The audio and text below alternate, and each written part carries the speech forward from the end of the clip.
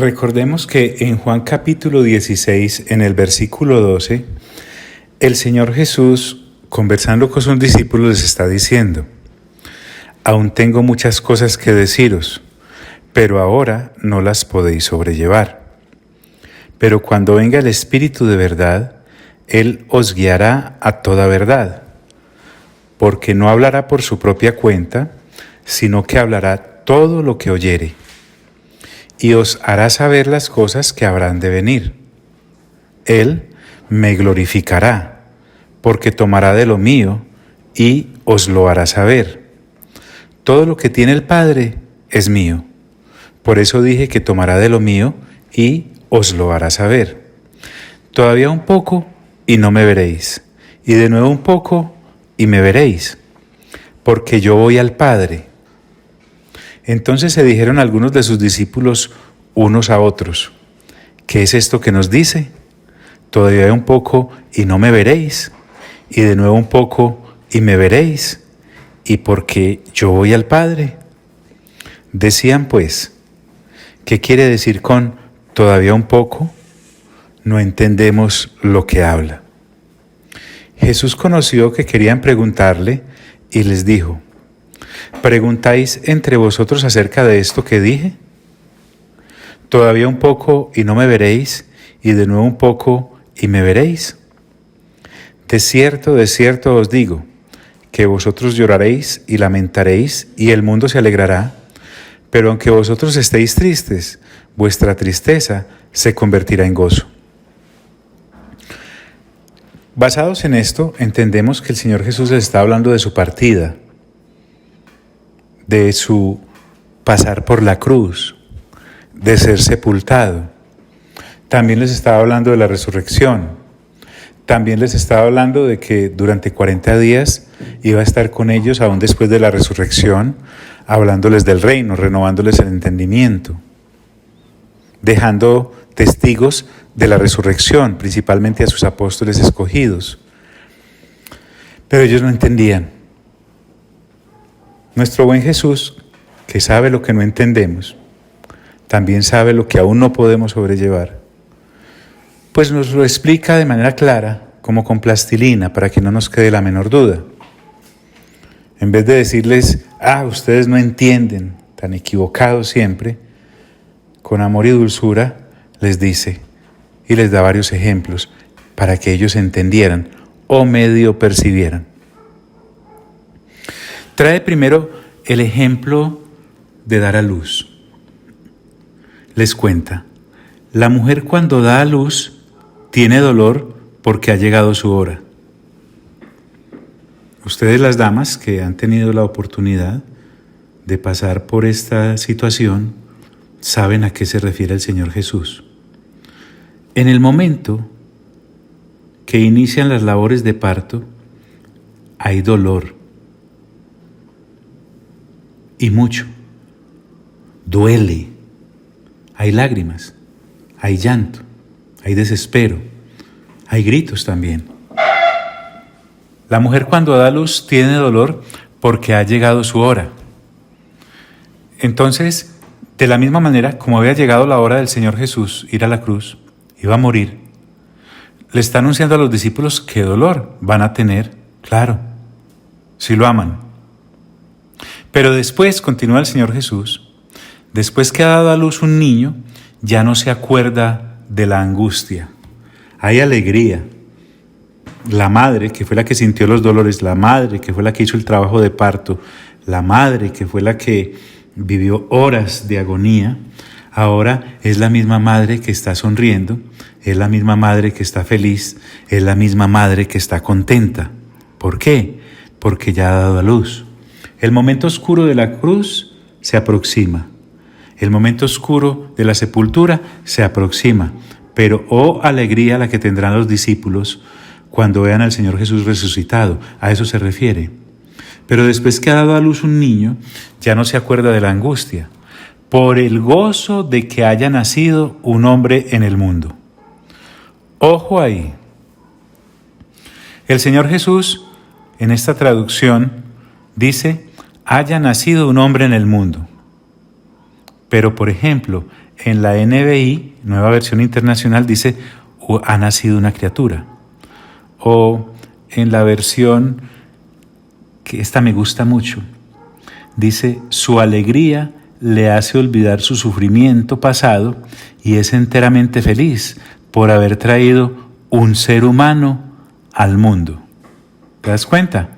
Esta Biblia hispanoamericana es más clara. El Señor Jesús no estaba abogando solamente por el nacimiento de seres humanos masculinos. No, Él está hablando del ser humano como tal que ha sido dado a luz. Entonces hay un gozo en la madre. De la misma forma, los discípulos iban a sentir ese gozo cuando, pasados los dolores de la cruz y las penumbras de la sepultura, la resurrección les borrara toda lágrima, la resurrección les quitara toda tristeza y toda mueca de dolor. Y entonces ahora el Señor lo aplica. Es que es maravilloso cómo el Señor Jesús explica un evento tan glorioso como el de la muerte, la sepultura y la resurrección con el ejemplo que acabamos de pasar.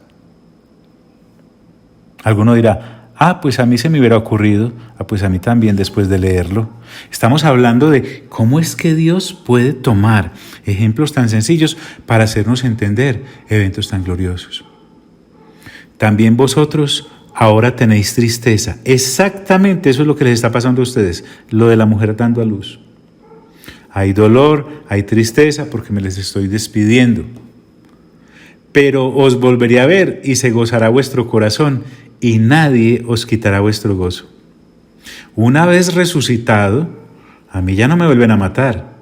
Una vez resucitado, a mí ya no me vuelven a sepultar.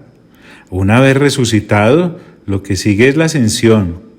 Lo que sigue es sentarme a la diestra del Padre y lo que sigue es, después de un tiempo que el Padre sabe, retornar.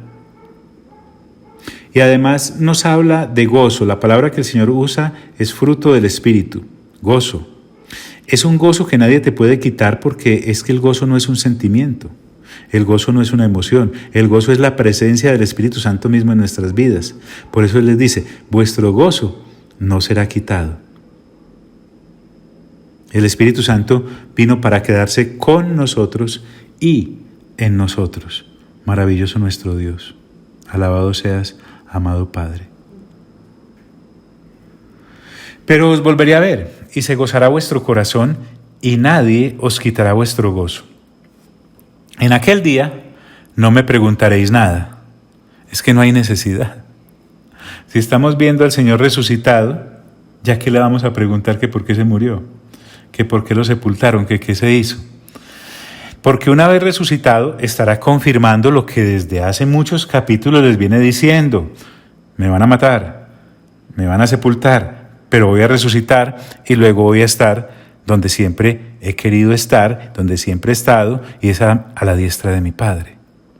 Mi Padre y vuestro Padre, como vamos a ver qué dice después de la resurrección, cuando manda un recado a los discípulos. En aquel día no me preguntaréis nada. A veces parecemos alumnos llenos de cuestionarios, llenos de preguntas, preguntando y preguntando y preguntando, pero cuando uno ve a Dios cara a cara por la revelación del Espíritu Santo, cuando el Espíritu Santo nos abre las Sagradas Escrituras y nos otorga el entendimiento de ellas, uno ya no pregunta. Como Job, antes uno hablaba de lo que uno no entendía y que solo de oídas había oído. Pero cuando los ojos de uno ven, los del Espíritu, cuando el Espíritu de sabiduría y de revelación por el cual oraba Pablo para sus discípulos viene, cuando se nos permite ver algo de la profundidad, algo de lo largo y de lo ancho y de lo alto del amor de Dios en Cristo Jesús, como el apóstol ora en Efesios para sus discípulos, uno ya no tiene necesidad de preguntar nada. Es más, se le acaba la preguntadera y empieza uno a darse cuenta de la realidad en Dios. Sí, uno en este caminar empieza como todo niño, escuchando lo que dicen unos, escuchando lo que dicen otros. Empieza uno a alimentarse de prédicas, a veces buenas, a veces malas, a veces muy malas. Hasta que por fin empieza uno a ser obediente renovando las Sagradas Escrituras. Y se da cuenta que el acompañamiento del Espíritu Santo es real. Y se da cuenta que los pasajes no eran oscuros. Y se da cuenta que realmente la Biblia lo que trae es luz a nuestras vidas. Y se da cuenta que la renovación del entendimiento nos aproxima a la madurez. Y se da uno cuenta de que todo lo que dice Dios es lo que hay que saber. Y podemos llegar a la misma conclusión que el Señor Jesús le da a sus discípulos. En aquel día no me preguntaréis nada. De cierto os digo, que todo cuanto pidiereis al Padre en mi nombre, os lo dará. Parece dar un vuelco a la situación el Señor Jesús o apartarse del tema, pero no. Recordemos que la oración es una constante en la vida del Señor Jesús y en la vida de todo discípulo que siga al Señor Jesús. En la vida de todo discípulo que tenga comunión con el Padre. Es que nuestro diálogo con el Padre ha de ser constante, tanto para escucharlo como para hablarle. Vuelvo al punto que hemos tocado en algunos otros lugares. Cuando el Señor Jesús dice que todo lo que le pidiéremos al Padre en su nombre, Él nos lo dará, es porque entiende que cuando pedimos en su nombre, todo lo que en su nombre se pide, es porque sabemos que va a agradar al Padre, porque es la voluntad del Padre, porque el Señor Jesús nunca le pidió al Padre algo que no fuera la voluntad de Él. Y el Espíritu Santo es el que completa, digámoslo así, esa conexión, porque ya vimos en Romanos capítulo 8 que Él intercede con gemidos indecibles, porque a veces nosotros pedir como conviene no sabemos.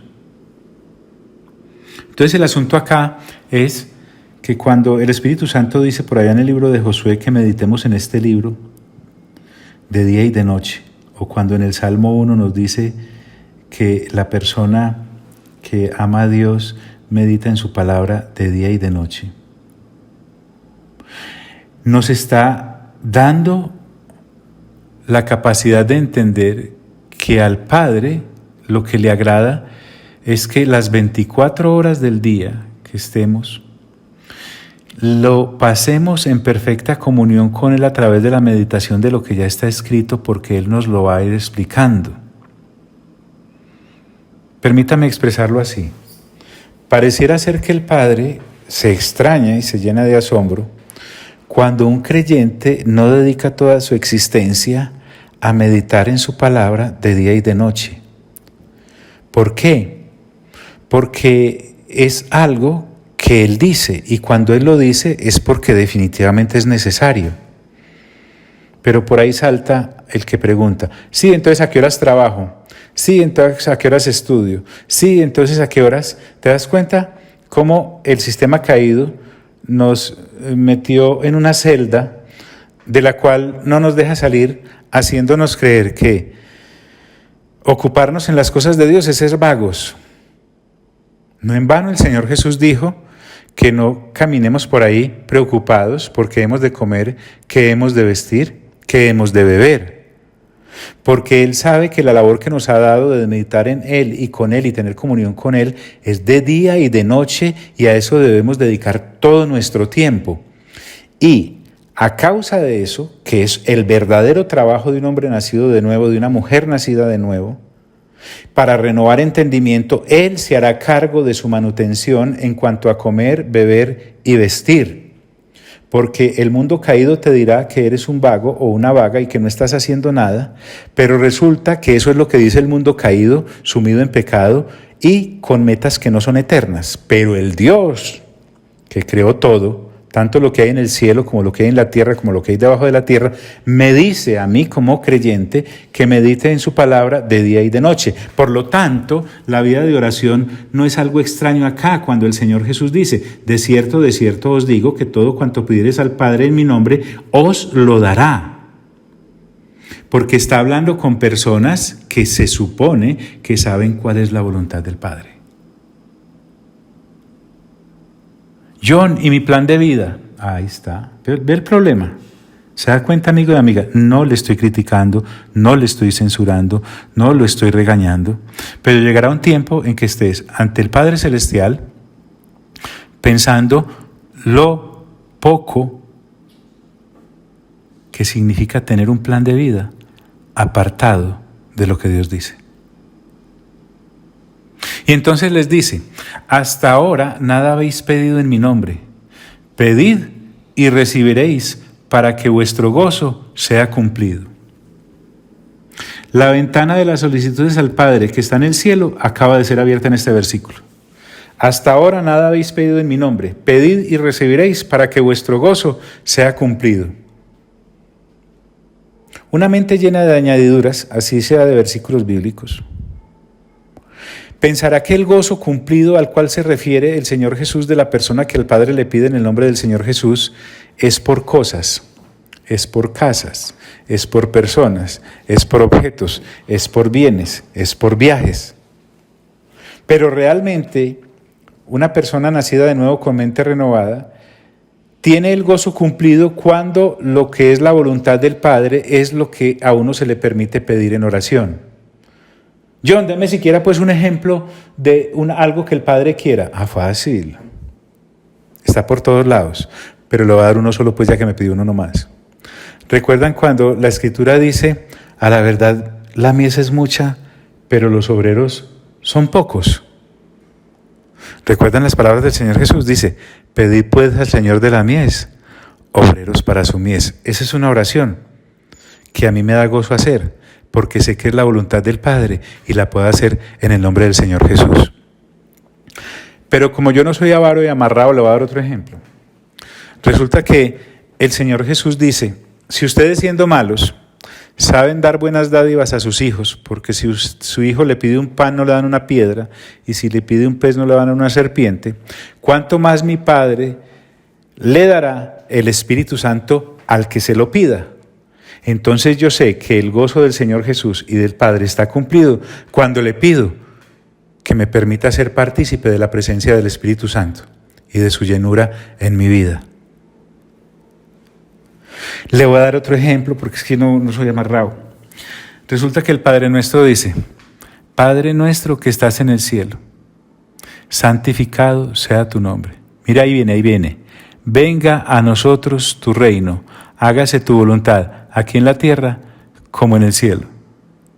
Qué tristeza que a nosotros, en religiones pasadas, nos hubieran vinculado la oración a una pena, al pago por un sacrificio. Entonces cometías una falta y te mandaban a rezar 1000 Padre Nuestros. Era un castigo, pero para nosotros la oración es una bendición. Y entonces entendemos por qué el Señor Jesús vincula la oración en todo momento y prácticamente en todo lo que dice y hace. Hasta ahora nada habéis pedido en mi nombre. Pedid y recibiréis para que vuestro gozo sea cumplido. Entonces, hasta este momento, en este versículo, porque el Señor Jesús lo acaba de decir, nada habéis pedido en mi nombre hasta ahora. Hasta este momento nada había sido solicitado al Padre en su nombre. Y de ahora en adelante nada podrá ser solicitado al Padre sin su nombre. Punto. Que es algo más que pensar y sellar cada oración diciendo en el nombre del Señor Jesús. Cuando invocamos el nombre del Señor Jesús, estamos invocando que creemos y que hemos sido inmersos en lo que el Señor Jesús ha venido a hacer de parte del Padre. Su voluntad, buena, agradable y perfecta. Entonces no se trata de pedir cualquier cosa y colocar al final en el nombre del Señor Jesús. No, es que la oración es completa, ligada de punta a punta. Si voy a orar en el nombre del Señor Jesús, es porque lo que pedí lo puedo pedir en el nombre del Señor Jesús. ¿Y cómo sé si lo puedo pedir en el nombre del Señor Jesús? Cuando sé cuál es la voluntad del Padre. ¿Y cómo sé cuál es la voluntad del Padre? Cuando lo veo reflejado en cada acto del Hijo. ¿Y cómo puedo verlo reflejado en cada acto del Hijo? Por la luz que me trae la vida el Espíritu Santo. Y entonces ahí sí, yo puedo leer este versículo y reclamarlo y decir, hasta ahora nada habéis pedido en mi nombre. Pedid y recibiréis. Mire que ahí no dice, tal vez, después de la resurrección suya. No, para que vuestro gozo sea cumplido. John, recuérdeme cuál es mi gozo, la voluntad del Padre. ¿Por qué? Porque eso fue lo que vino a hacer el Hijo. ¿Y por qué? Porque nos decimos cristianos y un cristiano es aquel que hace o aquella que hace lo que el Señor Jesús hizo. En palabras de Juan en su primera carta, el que dice que cree en Él debe andar como Él anduvo. Hasta ahora nada habéis pedido en mi nombre. Pedid y recibiréis para que vuestro gozo sea cumplido.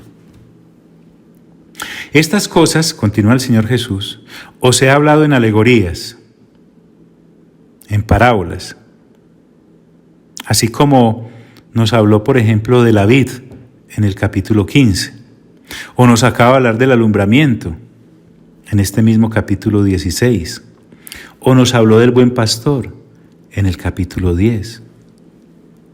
Entonces el Señor Jesús ahora va a dar un paso para que la madurez de los discípulos se precipite. Entonces, recuerden que cuando leemos la parábola del sembrador, y Él la empieza a explicar, en uno de los evangelios, o en el de Marcos creo, les dice, pero a ustedes les es dado conocer los secretos del reino. ¿Por qué? Porque a los discípulos se los explica. Si no es en el de Marcos, es en el de Lucas o en el de Mateo. Usted me va a ayudar a buscar, ¿o yo? Estas cosas os he hablado en alegorías. La hora viene cuando ya no os hablaré por alegorías, ya no más. Es que, miren, permítame hacer un poco lo que el Señor Jesús hace. Uno con los niños pequeños habla con historias, habla con parábolas, habla con alegorías. Agugugugu, agugugugu, aguguguga. Pero ya cuando el muchachito va creciendo, la niña va creciendo y ya es grande, ya uno no le puede hablar así. Hay que hablarle directamente, al grano. Vamos al grano. Get to the point. La hora viene cuando ya no os hablaré por alegorías, sino claramente os anunciaré acerca del Padre. Claramente, es decir, francamente, sin pasar nada por alto. Y cuando estamos hablando, os anunciaré acerca del Padre, es el mismo origen, la misma cepa del mensaje, de la misma naturaleza, de la misma forma en como el Padre se lo entrega a Él como Hijo, el Hijo nos entrega a nosotros las cosas del Padre. Aquí no es que haya una persona que va más avanzada que otra, no. Hay un momento en que el Señor empieza a entregarte las cosas tal cual realmente son, sin necesidad de alegorías ni de parábolas. Eso se llama crecimiento, eso se llama renovación de entendimiento, eso se llama así, sino que claramente os anunciaré acerca del Padre. Y vuelve y vincula la vida necesariamente del discípulo a la oración, porque es que orar es comunión, comunicación constante con el Padre. En aquel día pediréis en mi nombre, y no os digo que yo rogaré al Padre por vosotros. Es decir, no es, mire no sé si llamarlo error, mejor mala apreciación que algunos tenemos de la oración. Figúrese usted orando, sentado, arrodillado, acostado, parado en la cabeza, como quiera la posición, no importa. Padre en el trono, Hijo en el trono, el Espíritu Santo ahí con usted. Entonces usted empieza a orar, hace la oración X y termina en el nombre del Señor Jesús. Entonces supongamos que sale el correo pues con la petición. Y llega a las oficinas del Padre y la recibe el Hijo. Entonces el Hijo como que lee la carta, ¿no? Y dice, ay Padre, vea, fulanito, Johncito, Jotica, le está pidiendo esto. ¿Usted se lo da? Ah, sí, Padre, déselo, Padre, recuerde lo que yo hice en la cruz. Así lo empieza a secar hasta que el Padre dice, ya, pues, no, así no es. Ojo pues de la que vamos a salir. Él no está diciendo que va a rogar al Padre para que nos conteste. No, está diciendo es, con base en la relación que les he dado en mi nombre con el Padre, yo no soy un intercesor rogando por las peticiones de ustedes ante un Padre airado o remilgado que no quiere soltar la cosa, a una humanidad lejana, sino que precisamente eso fue lo que yo bajé a resolver, que entre el Padre y ustedes no haya ningún puente, sino que ya como hijos y como hijas nacidas de nuevo, ustedes pueden entrar a la presencia del Padre de la misma forma en como yo entro todos los días desde la eternidad hasta la eternidad. ¿Me hice entender? ¿O se lo repito? Se lo voy a repetir en aras de hacerme entender, porque yo sé que usted entendió. Esto es para los que no entendieron. No es el Señor Jesús sentado a la diestra del Padre, como un secretario de nuestras oraciones, tratando de convencer al Padre de que sí le mande a usted el triciclo el 24. No, Señor. Es que con base en la relación que ha sido establecida, ya que Jesús es el único mediador entre Dios y los hombres, al nosotros creer en esa mediación, para pasar de ser criaturas a hijos de Dios, nosotros ya podemos hablar directamente con el Padre, o con el Señor Jesús, o con el Espíritu Santo, porque cualquiera de ellos puede recibir la oración y responderla, y entonces vamos a tener esa relación real, exacta, que el Señor Jesús con el Padre tiene para hablar de sus cosas. Ahora leámoslo nuevamente, versículo 26. En aquel día pediréis en mi nombre, y no os digo que yo rogaré al Padre por vosotros, pues el Padre mismo os ama. Rayos, centellas, qué alegría, qué explosiones. Porque vosotros me habéis amado y habéis creído que yo salí de Dios. Esa es la relación a la que se refiere. Y entonces oraréis al Padre en mi nombre y se os dará todo lo que os pida, lo que pidáis.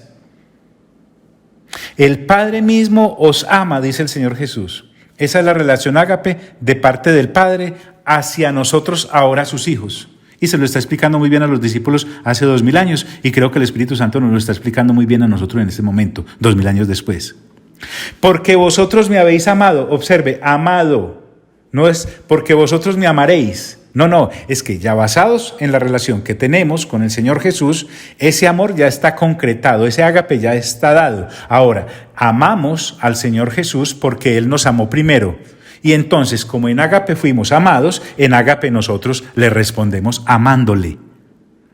Cuando el Padre ve esa relación que hay entre el Señor Jesús y nosotros, dice, es exactamente la relación que yo tengo con mi Hijo, con Jesús.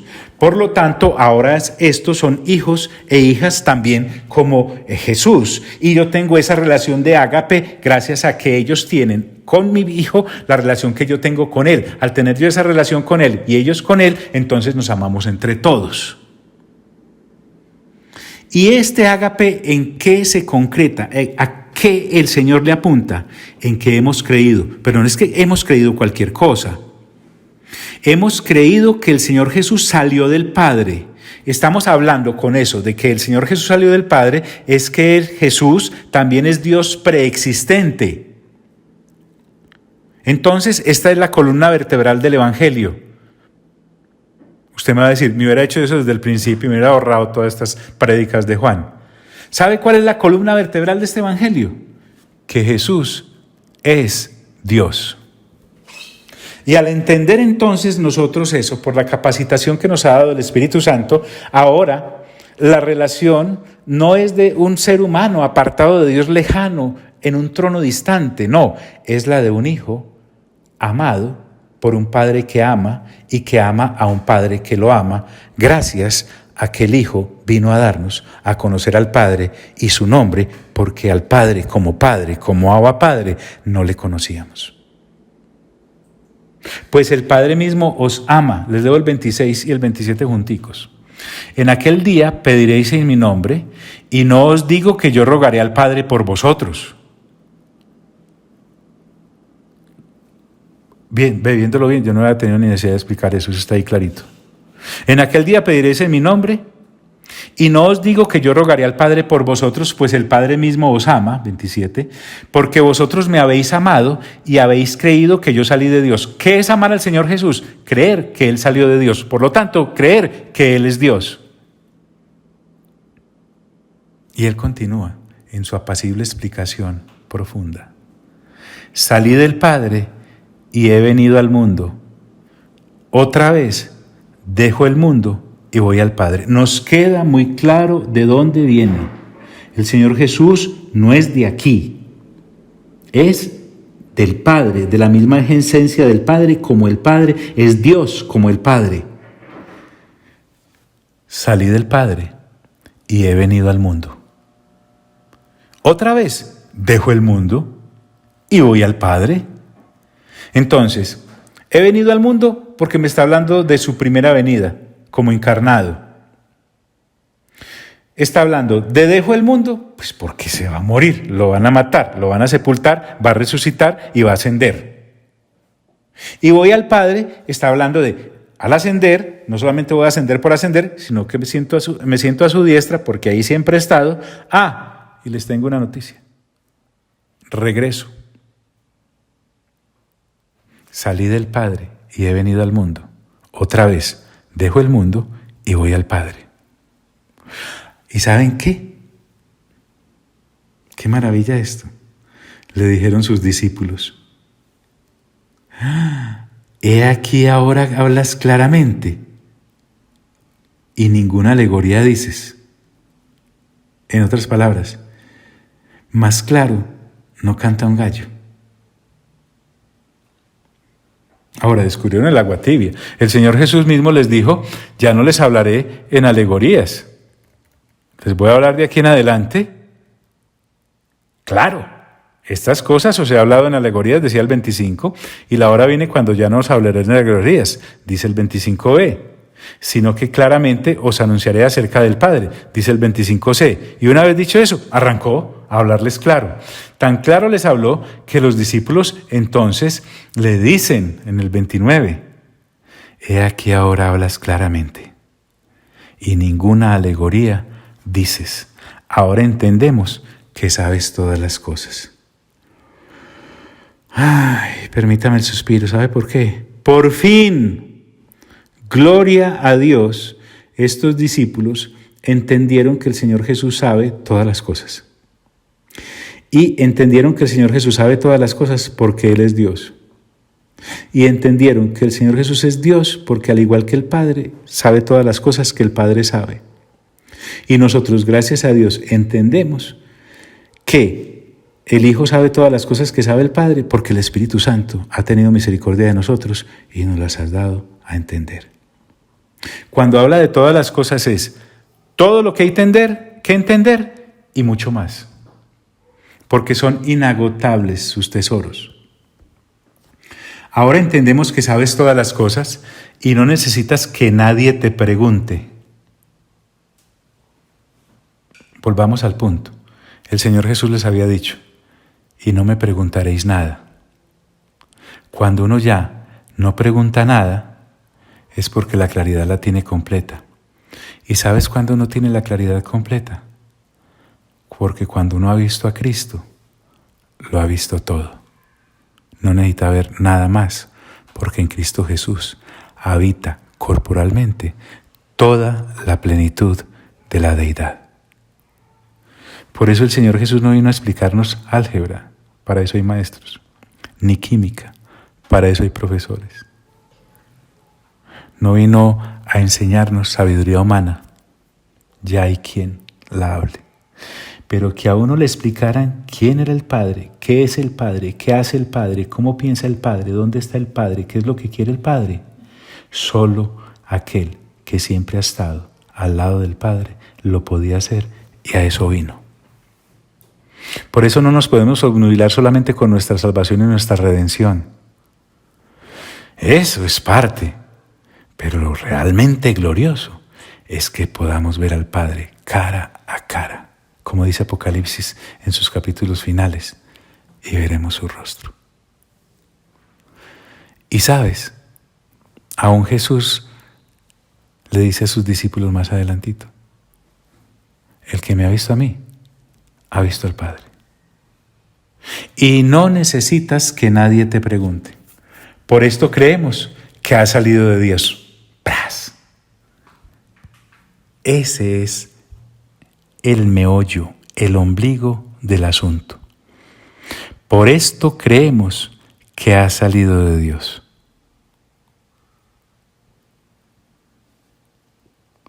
Pareciera ser entonces que la labor de parte del Señor Jesús para estos amados discípulos ha llegado a su fin y se puede ir tranquilo.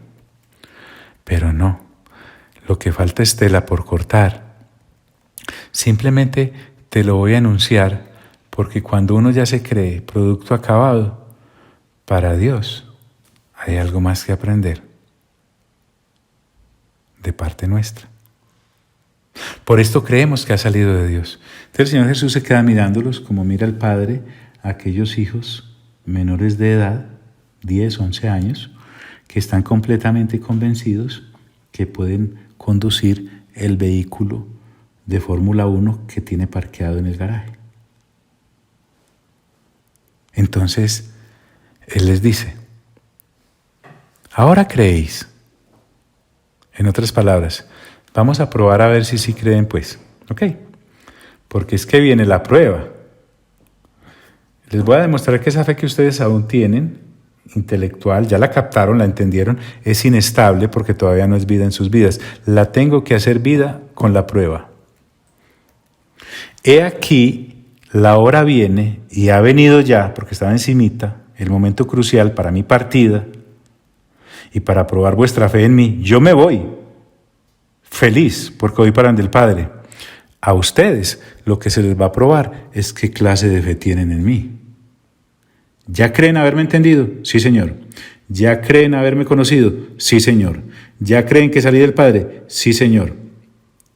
Es más o menos lo que los discípulos le dijeron Juan y Jacobo, a propósito del escritor de este evangelio, cuando fueron con la mamá a pedirle al Señor Jesús el puesto de la izquierda y la derecha en el reino. Y el Señor Jesús les hizo varias preguntas. ¿Ustedes pueden beber? ¿Ustedes pueden? Y ellos dijeron, sí, sí y sí. Ok, listo, lo creo, pero les tocó pasar por ahí. Por eso ahora les dice, he aquí, la hora viene y ha venido ya, porque estaba encima, en que seréis esparcidos cada uno por su lado. Esparcidos es una palabra muy, muy romántica. Se la voy a poner más abajito. Huirán, saldrán corriendo, despavoridos. En que seréis esparcidos cada uno por su lado, y me dejaréis solo, humanamente hablando. Claro, no se me adelante, permítame por favor. Yo sé que usted ya pasó por Lucas, ya pasó por Mateo, ya pasó por Juan, ya pasó por Juan, y se da cuenta lo del evento cruz y que todos salieron corriendo. Pero hasta el momento no había ocurrido. Esto es lo lindo, que el Señor Jesús me dice que va a pasar en mi vida, y la sabe, porque en el 2.25 ya me dijo que Él sabía todas las cosas, y aquí en el 16 me acaba de decir que Él sabe todas las cosas. ¿Qué es lo que va a ocurrir en el trayecto de mi vida? Al Señor Jesús no lo toma nada por sorpresa de lo que va a ocurrir, aún antes de conocerlo, mucho menos después de que lo conocemos. Recuerden que el Señor Jesús conoce tanto nuestra humanidad, nuestra manera de ser, que una vez llama a Pedro y dice, Pedro, venga, siéntese ahí. El diablo los ha pedido para zarandearlos como a trigo. Pero imagínate qué bonito esto. Pero yo he orado para que tu fe no falte. Y cuando regreses, confirma a tus hermanos. Es decir, establécelos en la fe, llámalos nuevamente a la cordura de la fe. ¿Recuerdan qué le dijo Pedro? No, yo no lo niego. Bueno, ese mismo fue que cuando cantó el gallo 2 veces, Pedro lo negó 3. Pero tan lindo el Señor Jesús que ya le había dicho eso. Y usted no ve al Señor Jesús después de la resurrección de Pedro. Vio, me negó, vaya, busque trabajo en otro lado. No, el Señor Jesús después de la resurrección va donde Pedro, porque el Señor Jesús mismo había orado por Pedro para que su fe no faltara. Tremenda la asistencia del Señor en la fe. La habla al principio, la aguanta en medio de la prueba y la confirma después de la prueba para que uno no se pierda. Y me dejaréis solo. Esto no es un regaño, es una evidencia de que aquí el que es el Rey es el Señor Jesús. Y me dejaréis solo, humanamente hablando, mas no estoy solo porque el Padre está conmigo. Es ahí. No estoy solo. El Padre no abandona al Hijo ni a sus hijos a pesar de ellos mismos. En el caso del Señor Jesús, pues no hay pierde.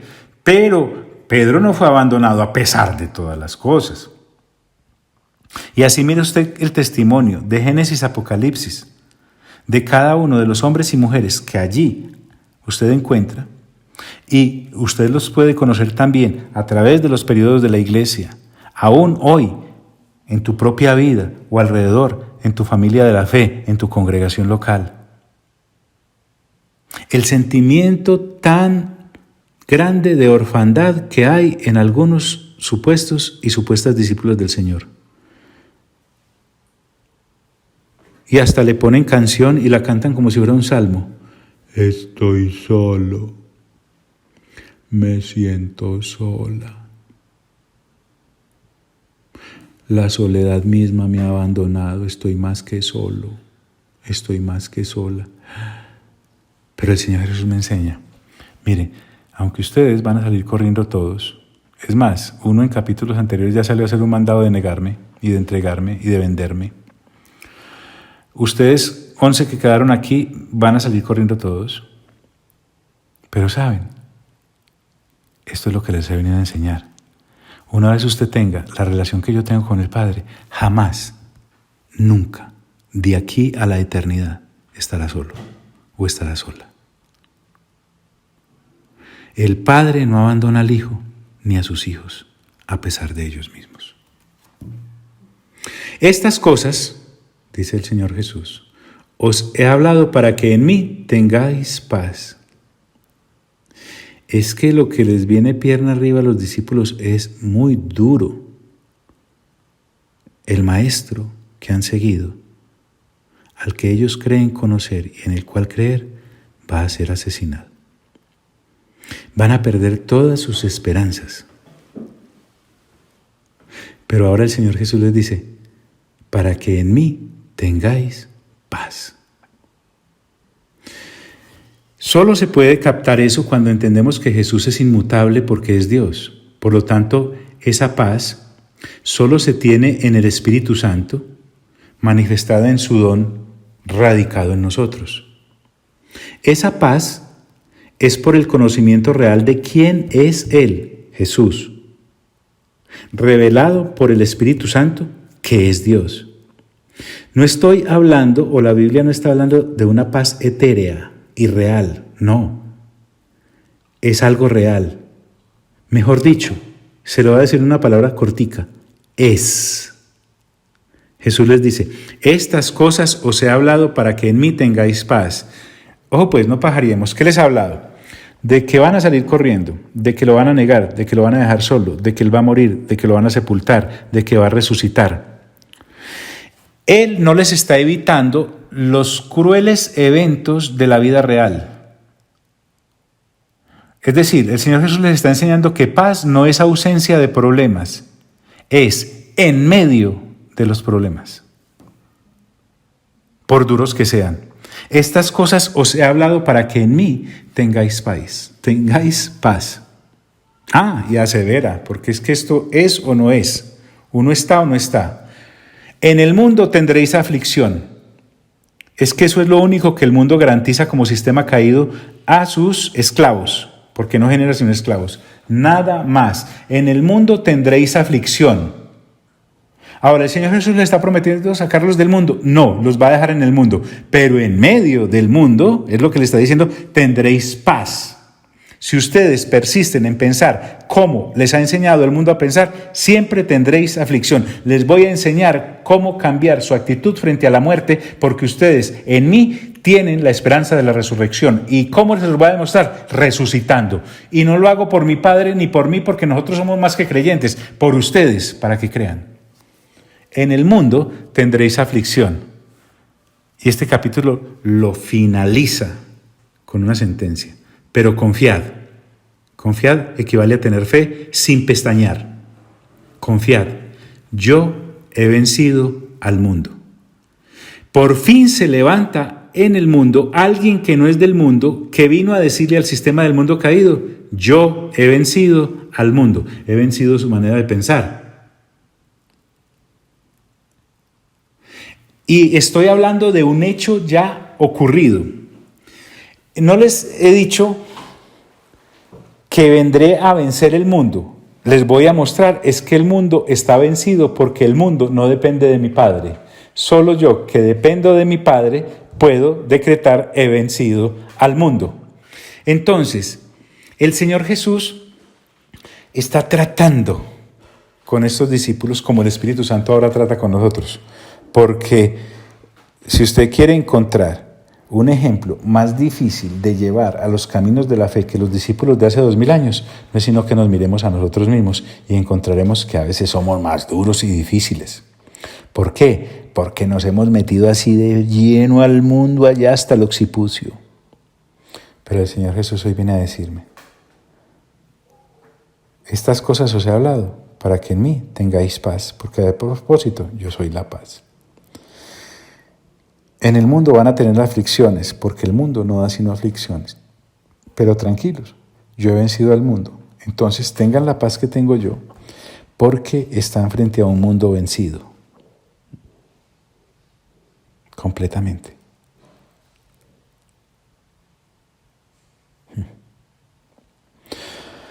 Bueno, Padre, te damos gracias por tu palabra, tu infinita bondad de compartir con nosotros cada uno de tus pensamientos en Cristo Jesús. Gracias porque el Espíritu Santo, que es Dios, está aquí con nosotros. Te amamos, Espíritu Santo. Has venido, Señor, a través del Espíritu Santo para decirnos que esa paz en ti sigue vigente, que el mundo vencido sigue vencido y que nuestro Padre Celestial sigue siendo el Padre Celestial. Y que no solamente tú eres sus hijos, su hijo, sino que nos has hecho a nosotros, sus hijos e hijas. A ustedes, Padre, Hijo y Espíritu Santo, sea toda la gloria, toda la honra y todo el honor, por los siglos de los siglos, de los siglos, de los siglos. Amén.